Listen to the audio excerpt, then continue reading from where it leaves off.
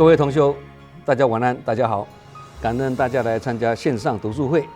今天晚上我们读书会的主题是看到的事情不一定是事实。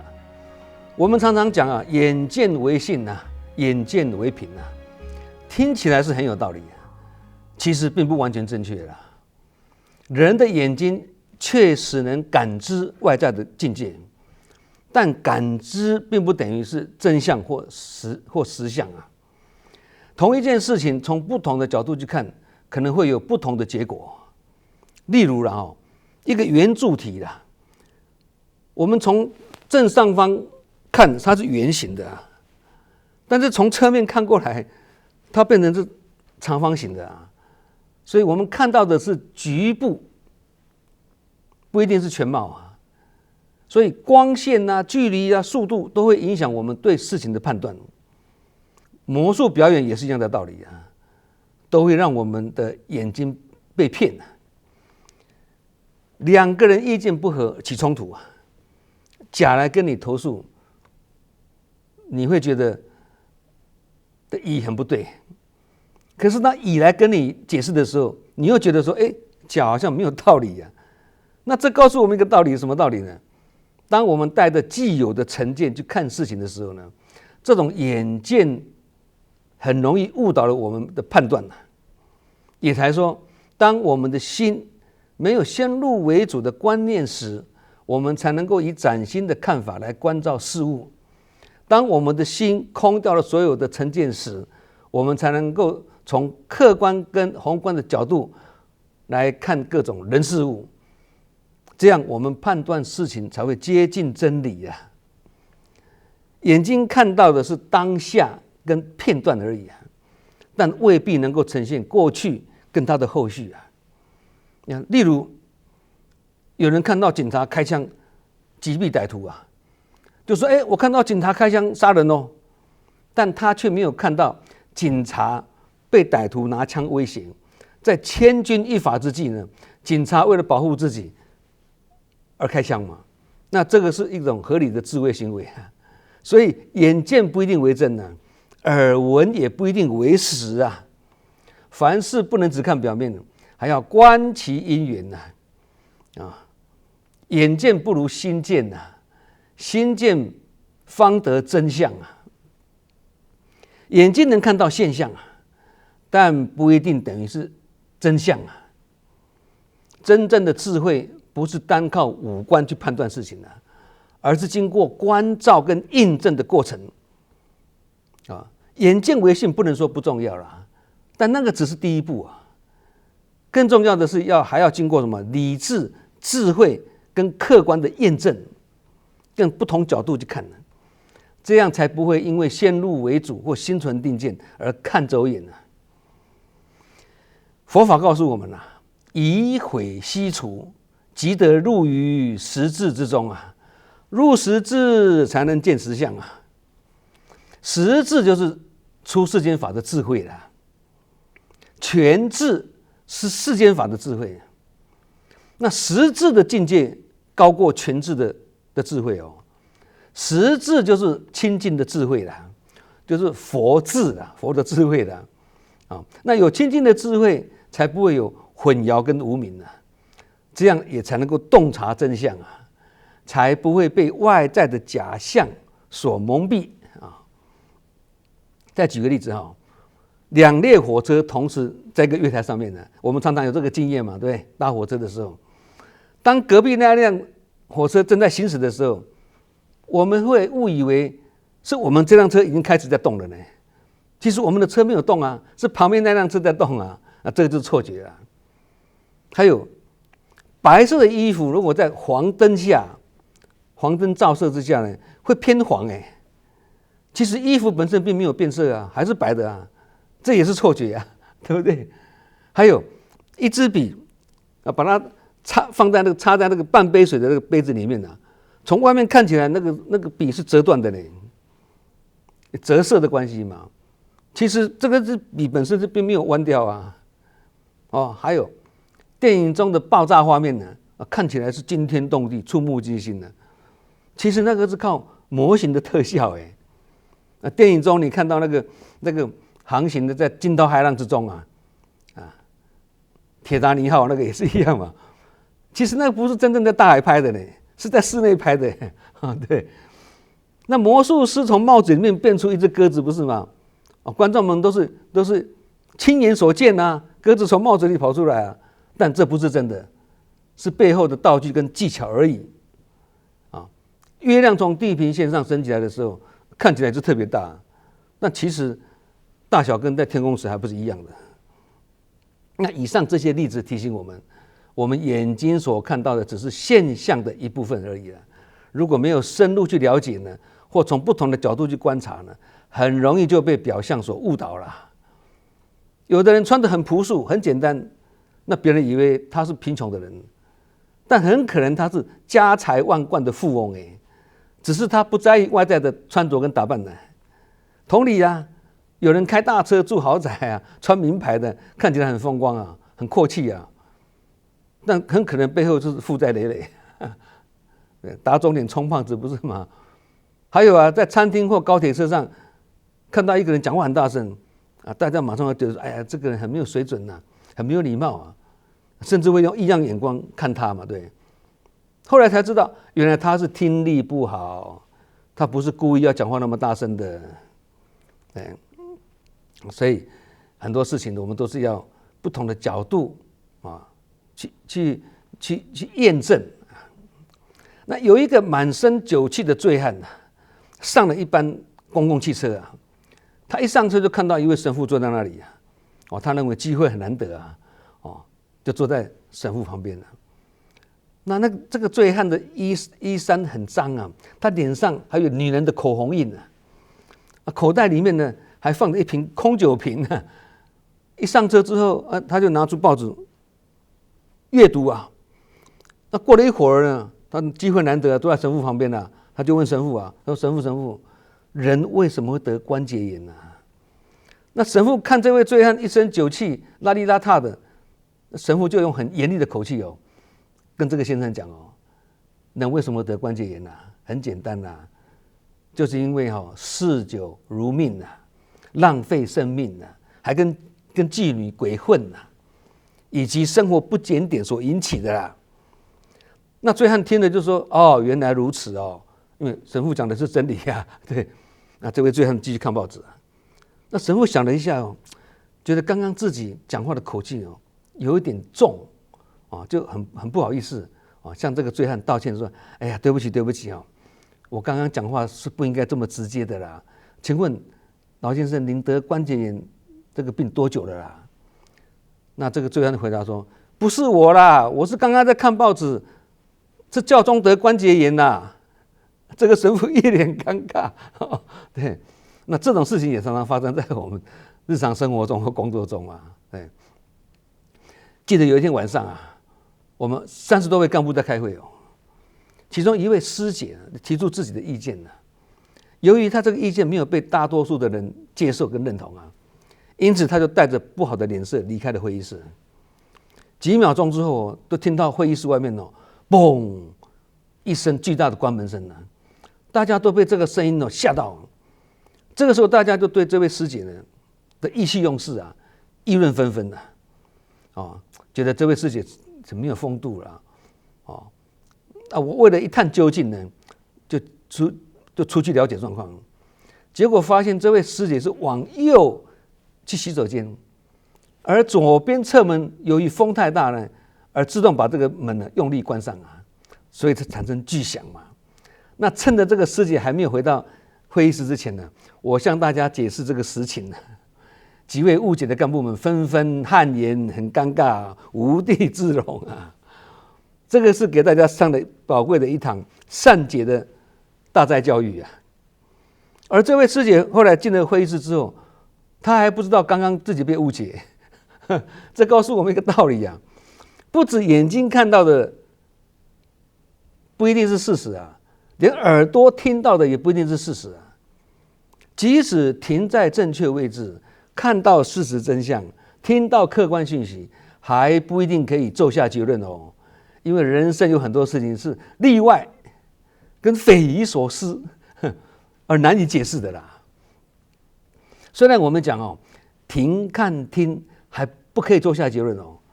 但是如果人生不能时时停看听那我们要过好这个人生路，走好这个人生路，肯定是很辛苦的啦。停看听很重要，但有时候即使停看听，还是要持保留态度，以免造成误判所以才说嘛，用心听，有怀疑的地方持保留态度，有自信的部分谨慎的说出，这样才会减少误会用心看，有怀疑的地方也是持保留态度，有自信的部分谨慎的去实践，这样才能够减少懊悔啦其实有时候呢，即使听到的跟真实的情况完全一样，但由于讲话的人口气不一样意思也很可能完全不一样有时候只是听到几句，我们就断章取义，那更会偏离真相所以人稍一不慎，就很有可能看走眼听错话。如果这个时候又做下结论了，那要误会一个人或误解一件事情是很容易的事情人我是非就是这样引起的不是吗？对不对？那人跟人之间会有是非跟误解，大多是人们习惯在事实尚未求证之前呢，就开口发言了夫妻关系婆媳关系、亲子关系、师生关系、同事关系、邻里关系等等的人际关系无一不是如此其实有时候一句话多一个字或少一个字都会影响深远意义也不一样例如请坐是礼貌性的用词嘛，对不对请坐如果把请拿掉，坐那这个是命令的口吻甚至一句话的句尾是句点还是问号，意思也完全不一样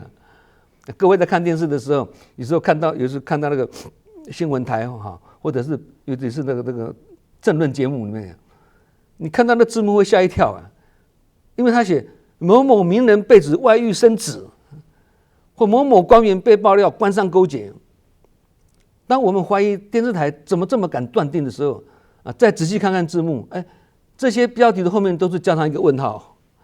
意思是说我不是很肯定我只是合理怀疑而已所以一个问号嘛，所以这个在法律上是站得住脚的这个是自保的做法。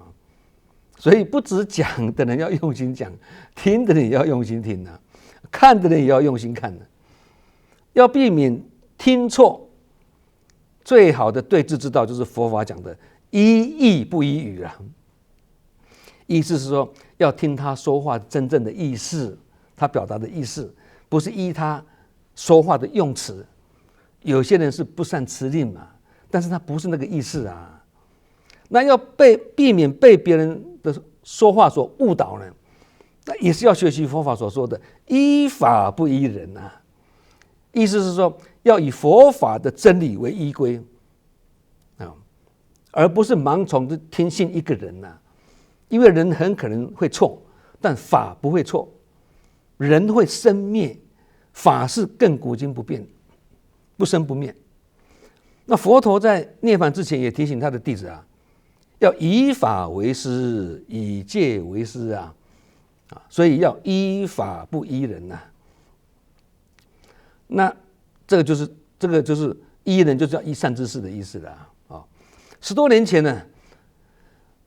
慈济举办全球10个国家的联合董事会那新加坡分会被安排在第一天的第一场做会务报告那报告的前一天晚上，我们彩排到10点半快结束的时候，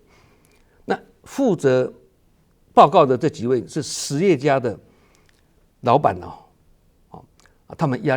们也是当志工嘛，那压力过大呢，无法进入状况，一直没办法顺畅。那几位企业家志工虽然之前已经练了好几次了，但是临场经验毕竟也是需要时间的投入跟累积的嘛。因此呢，这几位实业家呢忧心忡忡精神很紧绷我整晚在那边陪伴他们跟观察，到最后我就心里想说，一个带着沉重压力的参赛的球队即使实力是一流的也很难有正常的表现啊。那以大局为重啊，反复三思啊，也自信说这几位实业家的师兄可以承担被取代后的那种心情的感受哦。我当机立断的，很十分善巧、很婉转的表达说，是不是明天的报告我们来换人，这个可行性的哈。但我这个话一出口啊，几位原本要报告的这个企业家哦，犹如获救一般的连道感恩呐，心中的压力顿时释放啊，脸上的表情轻松了许多啊，并且说：“哎呀，代表分会上台报告是一份重责大任呐，啊，不能只顾自己上台的私人感受，纷纷认同顾全大局，并且临阵换将的权宜之计啊，并且认为啊，如果不换人报告啊，他们今天晚上绝对是睡不着觉了。”哦，那这一次呢，他们来旁听学习就好了啦，就让有经验的人先报告啦。那这几位师兄都是大企业的负责人呢，果然是有运筹帷幄、中观大局的那种恢宏气度跟胸襟呐。加上我们平时互动也很好啦，默契绝佳啦，尤其爱心存款也很够啦。因此，我一提出这样的思维之后呢，很快达成共识啊。准备要四上四下换人报告，然而这样的做法却让后来才进场的几位我们慈济本会的陪伴人员看傻了眼呢。哇，认为你这样子做一定会让那些换下来的人心灵受伤呢，因为这个是大家都有过的活动经验呢，这种事也没人敢做呢，更何况不做不错啊，多一事不如少一事啊，何苦去没事惹尘埃呢？所以大多数的人会选择宁愿不要做，至少不去变动，就没有伤到人的风险，不是吗？因此，不了解前因跟过程的旁观者，众人皆曰不可啊。那乐意被换下来的4个人，虽然可以高枕无忧啊，可是新上来接手的4个人是一大考验呢，因为隔天一早8点半就要上台报告了呢。而这个要报告的这4位连准备的时间都没有，当时的氛围是在有一点呢临危受命孤注一掷啊的感觉啊。然而由于接手的几位干部对分会的事业活动平日就已经有实战经验了，因此对于报告事项也十分熟稔啊，只要稍微提示会诊整理一下就可以得心应手了。果然呢，第2天一早的报告圆满顺利过关了。现场200多位来自10国的与会者，没有人看出这个是紧要关头时四上四下的结果呈现哦。那由于这个是全球董事会的会务报告的第一棒嘛，原本大家都期望能够急出安达啦，你第一棒要打出安达嘛。结果听完报告后呢，全程坐镇聆听的证言上人呢，给予高度肯定了并且赞叹说道：“这个不是安达，而是全雷达。”那随后呢，我在总结的时候跟大家分享今天这个报告的准备过程跟转折啊，让大家了解是四上四下这样子哦，大家一阵哗然啊，心中充满了错愕跟惊讶。那其实这个就是棒球比赛关键时刻的代打嘛，对，常常会有出其不意的效果啊，在佛法上叫做妙法嘛。懂得用的人才会有妙法啦，不懂的人乱用就会不妙啦，因为弄不好会伤到人，不是吗？那天报告过后的午休时间那其他国家的一些负责人也好，干部也好，都跑来问我：“季宇师兄，你这样做不会伤到人吗？”我跟他们分享，我说我跟你们分享了一句话：当一个人的心智还不够成熟的时候呢，他从外表上所看到的事情不一定会是事实，所以看事情不能先入为主，更需空掉了自己的成见，这样才有可能以真心去彻悟真相了。不过呢，说起来话就这样说没有错了，我也是需要视对象跟视实物才敢如此运作否则未能察言观色而贸然行之或不见颜色而言最终会弄巧成拙，导致广结恶缘或者退人道心慧命受损的反而是自己。所以佛法讲无漏般若那是本性上的大圆尽智。一面很大很清净的镜子一样，它可以如实照见世间的万象，也如光明朗照，可以透彻虚实，洞察真妄啊，看见包括自己在内的本来的真实面目，这样才能如实的彻悟真假虚实啊。所以学佛不能从枝末差别呢来认识世间，必须转世成智啊，以无漏般若从根本认识宇宙跟人生，才不会被世间的幻化妄象所迷惑，也才不会在重要关键时刻呢听错话或看走眼啊，而做出错误的判断。好，我们今晚读书会干到的事情不一定是事实，就讲到这里，我们下周同一时间再见。